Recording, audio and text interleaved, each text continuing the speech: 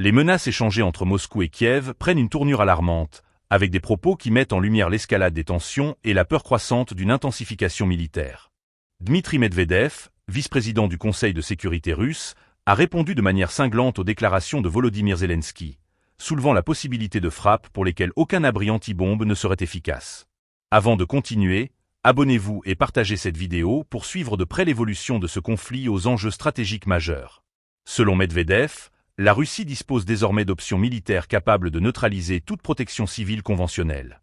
Sur sa chaîne Max, il a ironisé sur les propos du président ukrainien, qualifiant Zelensky de « junkie de Kiev » et soulignant que la connaissance de l'emplacement des abris anti-bombes ne suffirait pas à protéger les responsables ukrainiens.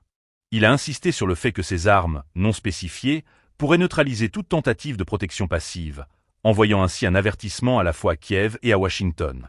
Ces déclarations interviennent dans un contexte de forte tension, où l'Ukraine reçoit un soutien militaire significatif de la part des États-Unis, notamment sous forme de missiles à longue portée. Zelensky, dans une interview accordée à Axios, avait averti que les responsables russes devraient connaître l'emplacement des abris anti-bombes, sous peine de conséquences graves en cas de frappe.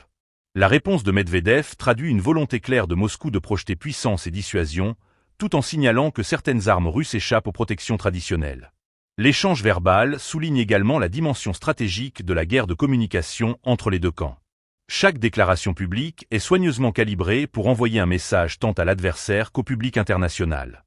La menace implicite d'armes russes inébranlables face aux abris conventionnels est destinée à rappeler la supériorité technologique que Moscou prétend posséder et à renforcer l'effet psychologique sur Kiev et ses alliés. Les experts militaires observent que ce type de communication n'est pas uniquement rhétorique. Il s'agit d'un outil stratégique visant à préparer le terrain, à influencer les perceptions et à tester les réactions adverses.